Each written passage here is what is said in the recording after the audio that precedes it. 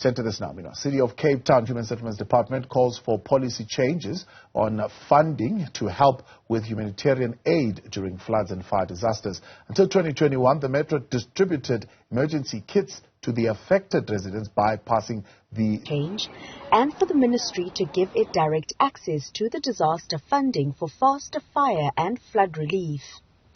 The city says it's struggling to manage reoccurring fires that destroy about 6,200 structures each year, with an estimated cost of approximately 44 million rand outside of officially declared disaster periods. Now, I released a statement on Sunday where I informed the public that I've written to the National Minister that we need urgent review of the process for ad hoc disaster funding. It's less. That process requires us to work directly through the National Ministry of Human Settlements, and it's causing delays. Our people are waiting weeks and months for structure. The only time it's been accelerated was when we have our major incidents like Nasiphi, 2,000 structures and so forth. But that isn't only what we're experiencing. In fact, that is the minority of fire and flood disasters. It's the ad hoc ones that we need assistance with.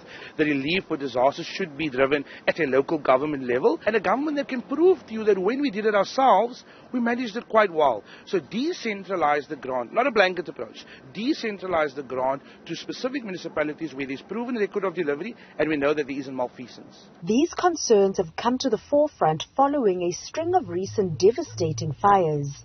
In a span of just 1 week, the city witnessed 3 shack fires, with 2 occurring in Dunoon within hours of each other, resulting in the tragic loss of 2 lives.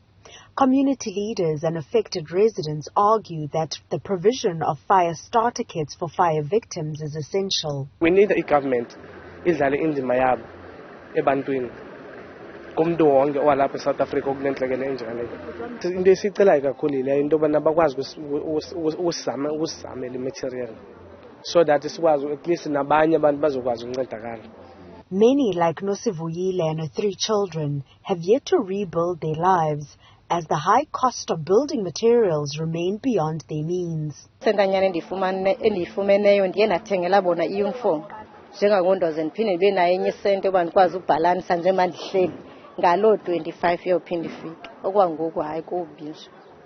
Uba nje ngafumana uncedo loba ndikwazi uvusa le ndlu yam ndikwazi uhlala nabantwana bam kungaba ngcono kakhulu. Now, the city awaits the response of the Minister of Human Settlement.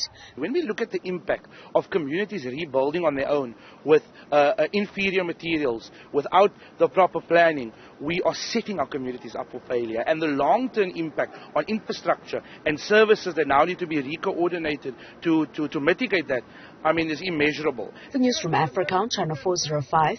I'm Nasiphi in Dunoon.